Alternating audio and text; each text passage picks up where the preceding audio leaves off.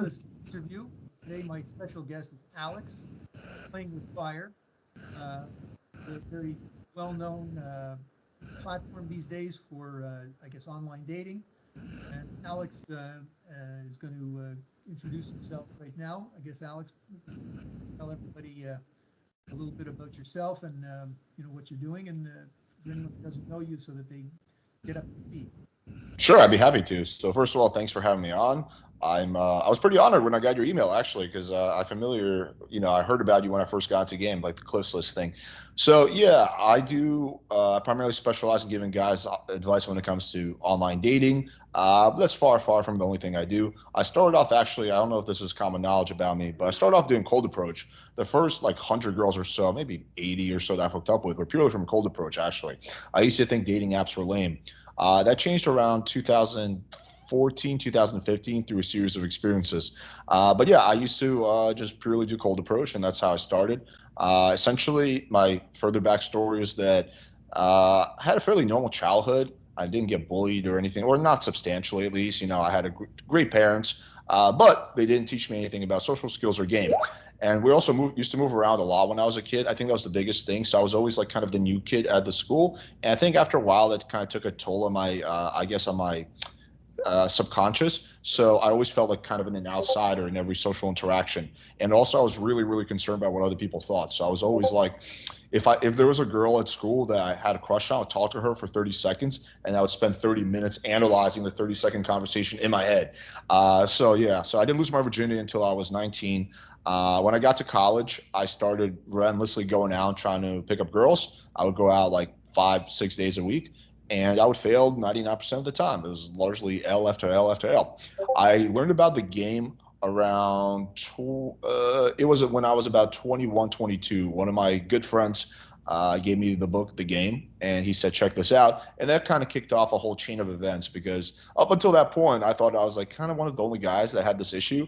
Like I logically understood there's probably other guys who suck with girls, but I didn't know there was actually a community of guys who were like used to suck with girls and then stopped sucking with girls, right? So that kind of opened up a lot for me. The analogy I always give is like, imagine you have this disease that's like really debilitating, right? And you think you're the only one that has it, and then you suddenly discover a community of people that has this disease, and also a bunch of cures that they talk about in this disease. It's like very, to me, it was like a big weight off my shoulders. I'm like, okay, well, this worked for this guy, so in theory, it could work for me. Uh, Now that's not to say it was like super easy or anything. It took me years before I was even like somewhat competent when it came to game.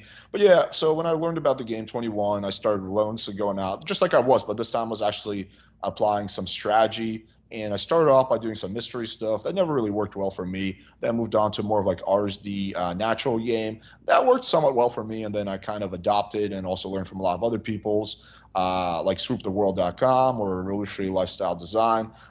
So I had quite a few influences. And then I started playing with fire when I was about 27. So this would be 2017. Essentially, the group was started just as a way for guys to share their like lay reports. Because at the time, even though online dating wasn't new, no one was really talking about it. So 2017, there wasn't like videos or groups dedicated to being successful on Tinder. The pickup community was still very much oriented around cold approach at that time. So that was kind of the point of my group. It was just to talk about dating apps primarily and like how, here's an opener that works. Here's what you do when the girl like flakes, stuff like that. And then that group just kind of grew naturally. I never really promoted it or marketed it. And then people started reaching out for me to go on coaching calls. So that kind of opened up my eyes that, hey, maybe there's a business here. So then I created my YouTube channel, created my website, ultimately created my course, create TikTok, Instagram, all that crap. But yeah, so that's kind of essentially the story of how the whole thing kicked off. All right, maybe you can elaborate a little bit about the process that you went through in terms of improving yourself. I guess just from even in cold approach, it sounds like it was a lengthy process, which it is for a lot of guys, until things sort of click a little bit more. And for some people, I think it never fully clicks. It maybe clicks a little bit, and what was more your experience with that? It was kind of like this type of thing. It's like kind of like this. So initially it was like really slow improvement, but then once I started seeing some improvement, it became more exponential, I would say. It's not like perfectly like this, but it's kind of like that in that direction. So Okay, so like let's go back to my freshman year of college, right? I'm going out. At this point, I maybe have kissed one girl my whole life, right? I'm going out to parties and I'm watching other guys make out with girls, but I'm so confused. Like, okay, how do I go from the point where I'm talking to the girl to the point where I'm making out with a girl? Like I spent half a year trying to figure that out, and I was like too embarrassed to actually ask any of my friends for advice.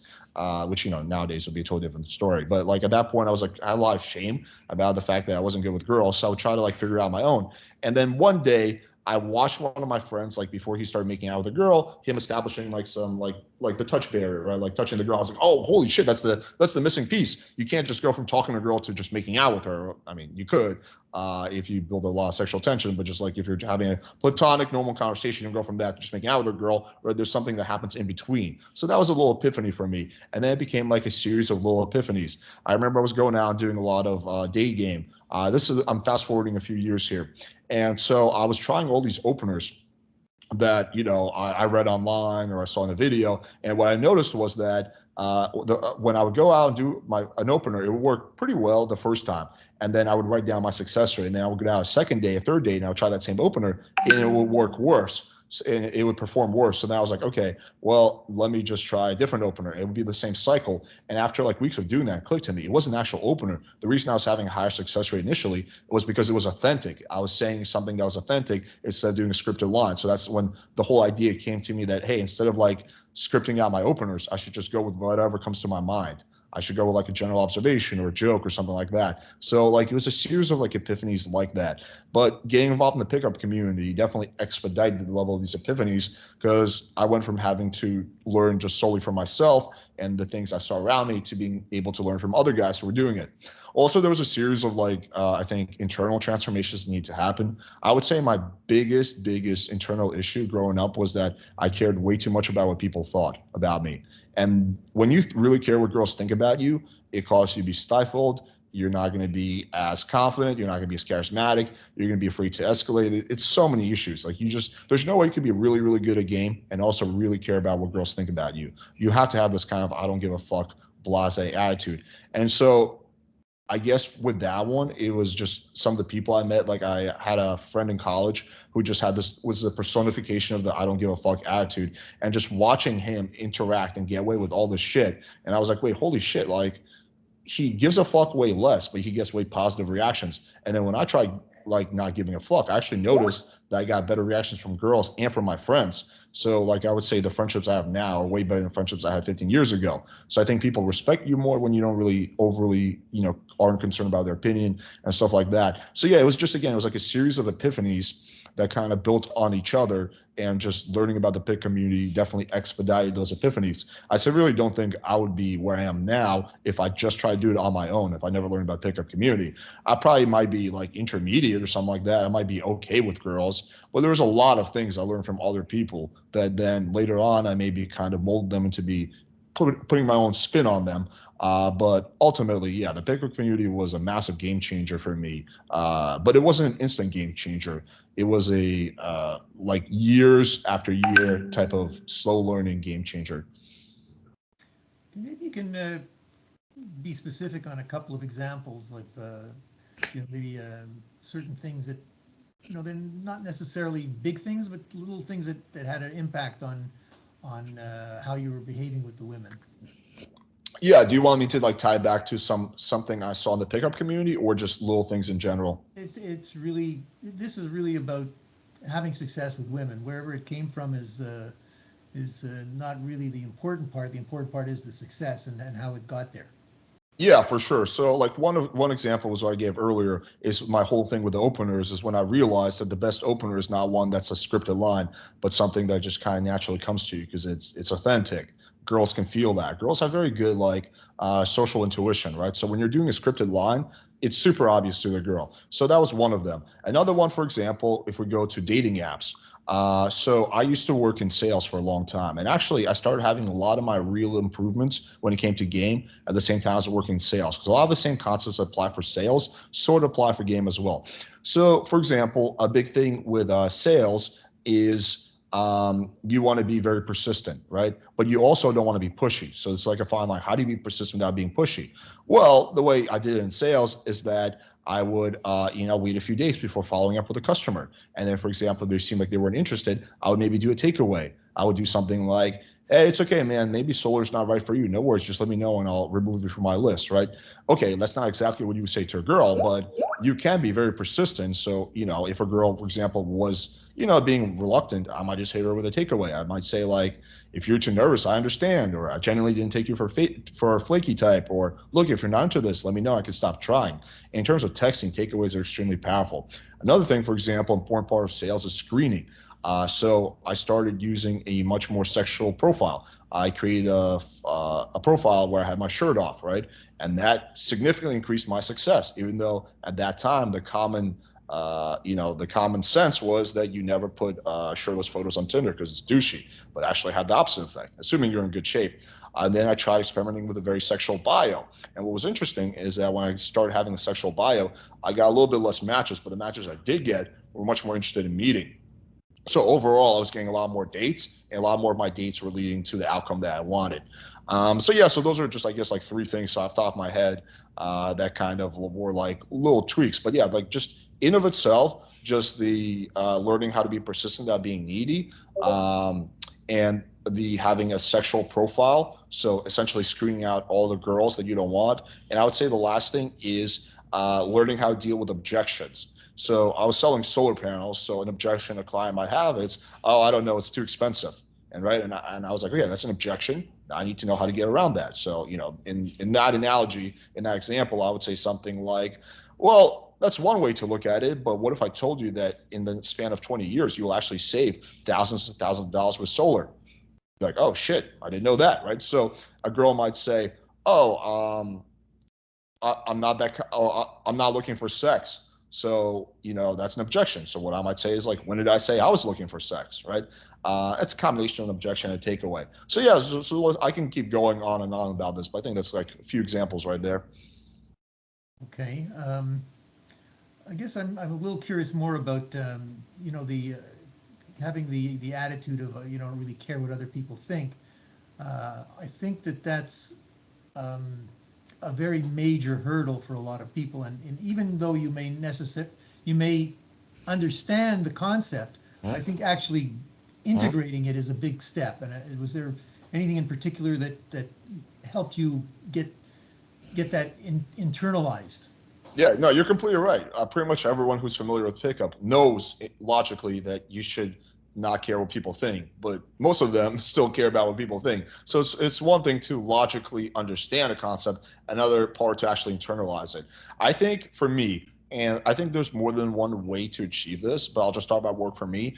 It was proving to my subconscious that nothing bad was going to happen if I just did whatever the fuck I wanted within reason. I don't mean like driving over like fucking people walking down the street, but like proving to my subconscious that if I went in and I was very sexual with a girl, nothing bad was going to happen.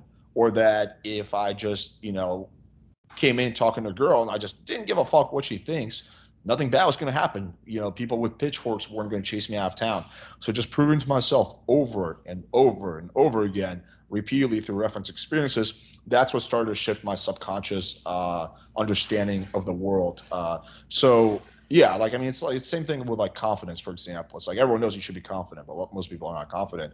Well, for me, it was just going over and practicing over and over again, being a little bit better each time until I had enough proof of my subconscious that, hey, I am actually competent in this activity, therefore I should be confident, right? Because confidence comes from competence. So it's just like kind of proving to yourself through external action over and over and over again. Sometimes it takes years, sometimes it takes months. For people who are really lucky, it might take weeks, but I think generally takes months or years. Kind of shifting your subconscious in the direction that you want to go, which is again not giving a fuck, being confident, being assertive, through lots and lots of reference experiences. Okay. You've mentioned that I guess you became very kind of directly sexual with a lot of your online call them ads or profiles, and that's it's kind of interesting that you would do that, because I think a lot of people would assume that you do that, you're going to be chasing women away. It's like it's like the old story that if you go up to a woman and you ask her if she wants to sleep with you, there's 9 out of 10 at least is going to tell you no. even if she did want to. You know, there's a I guess a hurdle that has to be overcome that both internally and externally for you to have success with that kind of approach. I mean, how did you decide to try that and see that it was working in the first place, I guess? Yeah, that's a good point. So let me outline like this. So at one point, I decided to do an experiment where I had two Tinder profiles, one that was very sexual and one that was not sexual at all, right? And here's what I noticed. This is one of the things that kind of changed my perspective. Is that my general Tinder profile was getting maybe 3, 4 times more matches, but I was actually meeting at least 2x more girls from the sexual one, maybe even 3x more girls. So even though I was getting a lot less matches, the matches that I was getting were much more on the same page. Like, hey, let's meet up and have fun if we like each other, type of thing. Now, also, what you're saying is true. So there's a smart way to be sexual and dumb way to be sexual. So dumb way to be sexual is to like put in your bio like just looking to have sex or looking for casual sex or messaging a girl, hey, are you horny, or hey, you want to fuck, or hey, you want to meet up, or something like that. But there's a much smarter way to be sexual, and that's you combine it with humor and you kind of subtly put it in there. So the way like my bio would look now is I might say like in the opening statement, like my passion is traveling around the world and seductively whispering Russian in your ear. Like that's a pretty sexual inference, but said in a humorous way and also combines a few DHVs. I might say like strengths, being dominant, and great color. So the great color part balances out the being dominant part. So there's a way to structure things. So when I'm texting a girl, I'm not going to start off with a super sexual opener. I'm going to start off with a flirty opener, and then I'm going to slowly amplify it each time. Now, with some girls, you can only amplify to like 50% before you start getting pushback, and then you just leave it at 50%, get the date, and then do the rest of the work in person. But with a lot of girls, as long as you do it slowly and progressively and combine it with humor in a socially calibrated way, then you can sexualize pretty easily and relatively fast, especially on dating apps. I would say that. And also, I think that a lot of guys just have no idea what turns women on. So, like, if you're gonna sext a girl, which I think is totally fine, but you gotta do it the right way. You can't like say something like, "Yeah, I'm gonna pound the shit out of you." That's not gonna turn a girl on. Like, girls like a lot of like foreplay and a lot of like imagery. So you would start off the sex by describing the situation. You and I are gonna get together and we're gonna split a ball on romantic balcony, and then I'm gonna come up behind you and hold you by your hips and then kind of start kissing your neck. Like you want it to be very slow and progressive with lots of anticipation. So once you understand, like you could do this through reading books like 50 Shades of Grey, My Secret Garden. Once you understand what kind of sexualization is more effective with women, what turns them on, and how to do it smartly, and especially if you combine it with humor, you'll be surprised what you can get away with. Maybe you can give us a little bit of your history of success on online from when you started and things that you noticed that helped you become more successful with that, like just a little bit of the process that you went through to get to where you are now, where I assume you're kind of like an online guru that everybody looks to. Playing with fire as the as probably the main source of online success today. I hate the word guru, but I guess it's appropriate. And yeah, I hope that people look to my channel as an authority. Although I think that would be a pretty outlandish claim for me to say. That's the community is like I'm like the biggest person in the community. But yeah, I mean I do try to give people practical advice that seems to work for a lot of them. In terms of success, do you mean like just like how many girls I slept with or met up with from dating Uh, apps? no, I mean, I'm always interested in the process from when you started and how you sort of, the things that went, things that brought more success Oh, over, okay. Yeah. like Okay. I think how it progressed, basically. Okay, so yeah, I'll kind of give an outline. So I started dating apps, like I said, around 2014, 2015. What kind of kicked off me using online dating was number one, I had several friends who were like rubbing in my face how many girls they were banging from Tinder, and they were like, "Dude, you're an idiot. Get on Tinder. Like, what the fuck are you doing?" And they're like, "Hey, you think this girl's hot?" And I'm like, "Yeah, she's hot." Well, I just banged her from Tinder. So I had a few friends that were like rubbing in my face how silly I was doing being by not using dating apps. That was one. The second thing was I had this one experience that was like pretty influential, pretty important, I would say.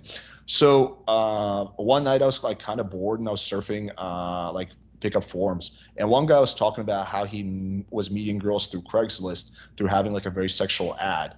And he was mentioning basically the secret to Craigslist is that you actually don't want to respond to girls' ads. You want to make an ad that's very sexual and graphic and appeals to girls. And then he kind of put a screenshot of his ad. And I was like, well, I think I can actually make this better because I think I'm better like writer and I'm better sexter than him. So I kind of rewrote what he had. I wrote a very sexual ad.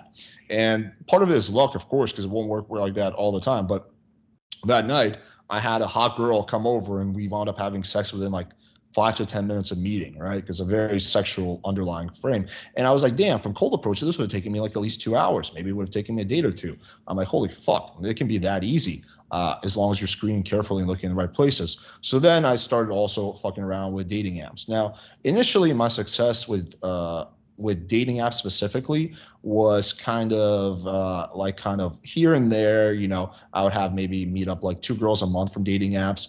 The mistakes I was making was that number one, I didn't really have good photos. Number two, I was just doing like the every guy text game, which is just like, hey, what's up? Hey, how's it going? Blah, blah, blah.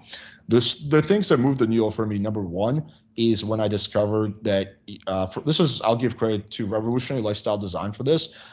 When he talked about how he has a shirtless photo in his profile. And when I put a shirtless photo in my profile, that really made a significant increase in results. It took it from like 3 girls a month to maybe like 1 or 2 girls a week or something like that. That would meet up with and probably hook up with like 60% of them, whatever. Then, then when I learned about the concept of having a sexual bio, that also really moved the needle. Now I went from maybe like 2 or 3 girls a week, and maybe instead of me hooking up with 60% of them, hooking up with 80% of them, because at that point they were like, we're really on the same page. Then when I learned how to handle objections, that also moved the needle. When I learned takeaways, that was also a big turning point because now I could resurrect a lot of girls that would flake on me. Because if a girl doesn't respond to you 2 or 3 times, the only text that's likely to work would be a takeaway where you like kind of pull back a little bit, right? Kind of create some distance and show that you're willing to walk away in a non-try hard way. So when I learned takeaways, that was a pretty big one for me. When I learned how to sex properly. Nowadays, I actually have scaled back my bio. A big part of that is because Tinder, 2017 Tinder was not really that PC. Like you basically do whatever you want as long as you weren't like doing anything violence or showing nudity. Nowadays, if you have a very sexual bio, you'll get insta banned. So you can't, the kind of bio I would use in 2017, you cannot use nowadays. You haven't been able to use it in years. So I have a more scaled down bio. But because I'm so good at like kind of like just sexualizing over text progressively, that all the girls who are like super conservative, I can just still screen out pretty fast. So yeah, I would say those are probably the biggest things that moved the needle for me is the shirtless photo. Actually, just in general, learning what makes a good photo, like lighting, angles, and all that stuff. That was a big game changer. The shirtless photo thing, the sexual bio thing, learning about how to be persistent at being needy, learning about takeaways, learning how to sext, learning how to schedule dates properly. Also, a lot of guys are really bad when it comes to closing and scheduling. They'll just go from like, hey, how's your day going? Oh, pretty good. How about you? Guy be like, good. So you want to get together tomorrow night at 8 p.m.? That's a poor way of closing. There's a much better way of closing. And again, this is something I learned from sales. So first you want to get the girl to agree to the general idea of meeting up with you. So I would say something like, she's like, how you doing? I'd be like, good, just finished a big workout, looking nice and fit for our date. She'd be like, oh, haha, we have a date. I'd be like, yeah. She's like, okay, sounds good. I'd be like, yeah, do you like wine? She'd be like, yeah, I do. Cool, we should split a bottle sometime soon. So I'm getting her buy-in. Once she says yes to that, I'd be like, awesome, what's her schedule like? She'd be like, oh, I'm free Tuesday and Thursday night. I'd be like, all right, cool, well, I'm gonna do Thursday at 8 p.m. So there's a bunch of steps in between there that if you incorporate in there, and this was more of a drawn out example, you don't have to do all of these, but if you soft close first and you close smartly, the chance of you actually getting dates is going to be smarter. Learning the importance of confirming, right? There's some people like AMS, for example, who seem to think that you shouldn't confirm at all. You should just show up on the date. If the girl really likes you, she'll be there. Dumbest strategy ever. You absolutely want to confirm. I like to give a girl a playful reminder the night before. So I'll be like, pick out a cute outfit for tomorrow yet, and day of the date, I will confirm. That actually significantly increases the likelihood of the girl showing up. So it's like things like that. Voicemail was another thing that was kind of moved the needle for me. So it's like things like that that were kind of all a series of things that moved the needle. What about, you mentioned that I guess you're doing some coaching now. What do you find effective in getting guys to, um, I guess, integrate, positive changes that you want to see them make? Do you find there's something in particular that you do that gets them more results uh, than just, um, I mean, it's one thing to just sort of explain something. It's another thing for someone to actually get it.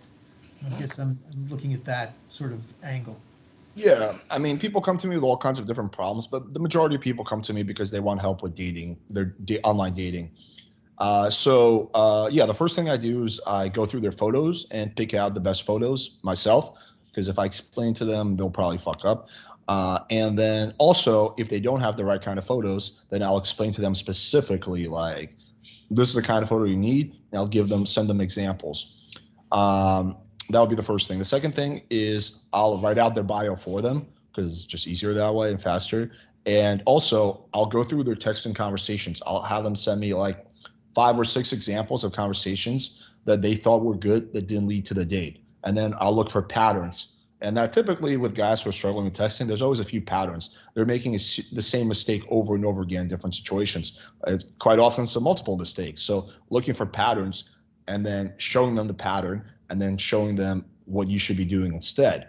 Now, in terms of like, if a guy comes to me with good photos, yeah, I can make a significant dent in his dating results in like 30 minutes just by picking their good photos, picking a bio, and give him a few texting things. But if a guy, has shitty photos, it's a little bit of a process because to go out and get new photos, typically you don't get it right the first time. You're not going to transform your text game from being shit to really good in one coaching call. But if you can have someone analyze your patterns and point out what you're doing and what you should be doing instead, that can be quite beneficial. And typically, the vast majority of my coaching clients, I just do like one call. It's not necessary to do like multiple calls. There are some people who are like kind of more like hard cases we could call, where I'll do like, sometimes 3 or 4 calls. But I don't do the shit where it's like, oh, we have to do a weekly or monthly call, for a year for you to get good. I think if you're a good coach, you should be able to move the needle in 1 or 2 coaching sessions. What has developed in terms of your, I guess, in-person game? Um, I guess compared to how it was before. I mean, now you're getting, it sounds like a lot of experience online. I don't know if that is kind of, I think a lot of people get lazy after and they don't go out so much anymore when they're getting all the success they need from just being online. It's much simpler to just, put up a profile and answer some ads than to push yourself to go outside and start approaching women in person. Are you still doing that as much, or have you slowed that down, or has that improved because of your experience with the online dating? So yes and no. My priorities now are totally different. I have a girlfriend now. I've been together with her for 4 years. I'm not like trying to go out and like fuck like every girl I see. So also I'm just much more focused on the business part. But because of the content I do, I am forced to actually be on the street interacting with girls like all the time. Like I do live street interviews where literally I have to like interview a girl. I'll do pickup videos and stuff like that. So just to the nature of my work, I am forced to constantly be like practicing my social skills. But yeah, my goal has just shifted. I'm just like, when I was like my early mid late 20s, I was just trying to fuck as many attractive girls as possible. I no longer really care about that at all. Like I've already fucked enough hot girls. Now I'm just more focused on like, maintaining my relationship, growing my business, spending time with friends and family, stuff like that. Okay. Um, one thing I don't know where this is going to lead in terms of a question, but one thing I've kind of noticed watching some of the videos on YouTube, a lot of guys will do these sort of in-person interviews with women, and it's really amazing at how quickly you can see them, basically be ready to go. I mean, they're the couple of quick comments, and right away the women are talking to you almost the same way as a guy might talk to you. And it's all because you've got this persona of the interviewer, that's in between you and them, which is, I find it a very interesting dynamic. Which channels are you referring to? Because I personally haven't really seen much of stuff like that. I think I know a few people who are quite good at that, like Eric Ronaldo would be. But most of the mainstream dating channels kind of suck at doing stream interviews, in my opinion. But I'm curious, maybe you're looking at some people that I just haven't heard of. You know what? I just don't remember the names offhand because I just watch them randomly. But and you know, not most of them are not necessarily consistently good. They hit on the right things and in certain videos, and right away the women are like just ready to go home with them right in those few seconds, which I always found it interesting to see that it was like the complete opposite of what you usually expect, which is, you know, if you ask them something very sexual right away, they typically will go in the other direction. Whereas, you know, if you ask them these type of things, asking them certain questions as part of an interview, they have a different kind of response and much more receptive. Yeah, there's an element to what you're saying because you're like kind of almost like an authority in a way. You're like a journalist so much. Yeah, I see that point. I mean, also another thing, important thing to keep in mind. I'm sure you know this, but just for viewers, is that all these content creators are cherry picking the footage. So for that one good one, there's 20 bad ones. You know, like I've been pretty public about this when I do stream interviews. Uh, I I approach 10 girls on the street.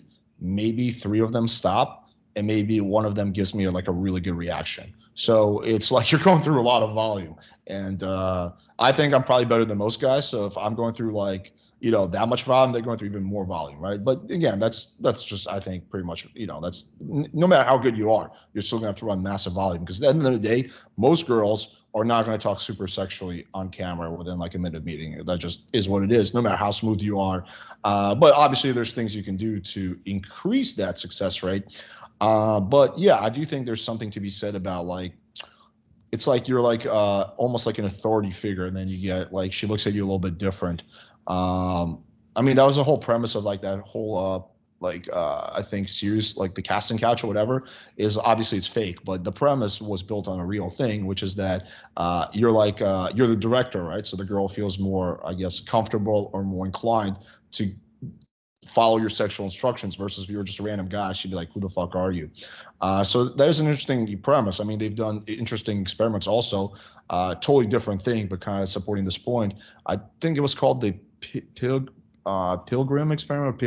I forget the name, but it's basically an experiment trying to figure out why so many people during 1930s Germany were willing to follow along the Nazis. And basically, what their experiment proved is that people will quite often just follow authority blindly, at least for a significant period of time. I'm forgetting the name of the experiments. They came out in the 50s, but it was very interesting. But yeah, so it's kind of plays into that. Like you're an authority figure in a way, not really, but sort of. So a girl might be more inclined to participate versus if you were just a random guy, she'd be less inclined. Maybe we can shift this a little bit into, I guess, relationships in the sense that, I mean, now you're in a long-term relationship, and um, you know, I find that there's a lot of guys out there, for example, who will maybe figure it out in terms of how to have a short-term relationship, but they can't seem to keep a girlfriend. Huh? Um, and I don't know if you've seen that as being a Huh? common Huh? thing. Maybe you have some tips for guys about how to, I guess, modify their behavior or to be able to keep a woman around. Yeah, there's like additional skills that. So I do know a lot of guys who are very good at banging girls. They bang more girls than me. Some of them are in the thousands, but they can't seem to hold on to a relationship for more than like a year at most, and it always ends in like a toxic fashion. So there are additional skills needed in addition to like pickup and social skills to be able to maintain a relationship. So first of all, you have to be able to screen. You have to be able to screen for the right type of girl. And at the end of the day, most guys, most girls are not ideal for a relationship. So yeah, so you have to be able to screen and look for the right girl, and you have to have the level of self-awareness to acknowledge your own biases that you might have.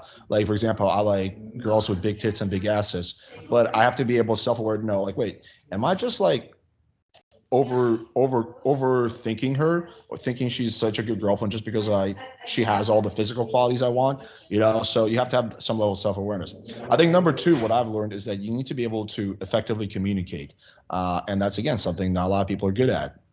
It's the difference between being a public speaker and like communicating with your partner. You have to be able to listen and empathize.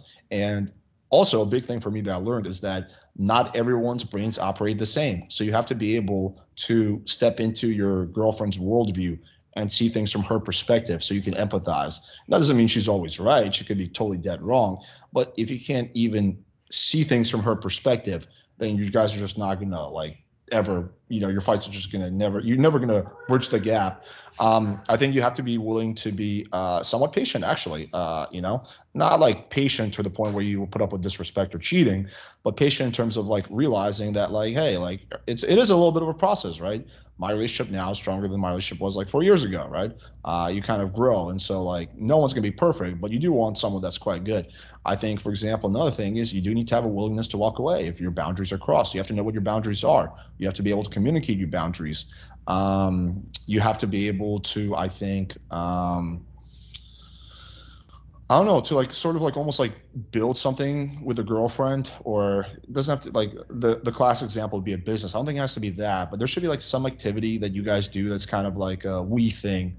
For us, it's like we do like she has like a TikTok channel which she does like just videos of our dogs playing. So like we'll fuck around with that. So we do like these like funny little videos. Totally not related to like my business at all. But so yeah, I think those are just off the top of my head. Those are some of the things. And yeah, if you're a guy who cannot really empathize, you can't really communicate well, you can have all the game in the world, and like ultimately, your relationship will probably crumble, especially if you don't know how to screen properly. Okay. Well, I think that we've covered a good bit of ground already. Maybe you can tell guys a little bit more about what you do, what you offer. I don't know if you have any products or coaching. Maybe you can explain to them a little bit about that. Yeah, sure. So you can just check me out on my YouTube channel. It's called Playing with Fire. I do have one product. It's called the Ultimate Dating Blueprint 2.0. And I don't want to do like a whole sales pitch, but it teaches you everything you know to be successful online dating and more. You can learn more about it on my website. If you prefer reading rather than watching videos, I do have a website called playingfire.com. In there, you can read tips and guides. I give away a lot of shit for free. Honestly, the majority of my content is free. You can also see like layer reports. We call them love reports, where you can see like exactly how like I went from like opening the girl on Tinder to her coming over, and see all the screenshots in between. Um, yeah, I mean, I would say check either the YouTube channel or the website, or both would be a good starting point.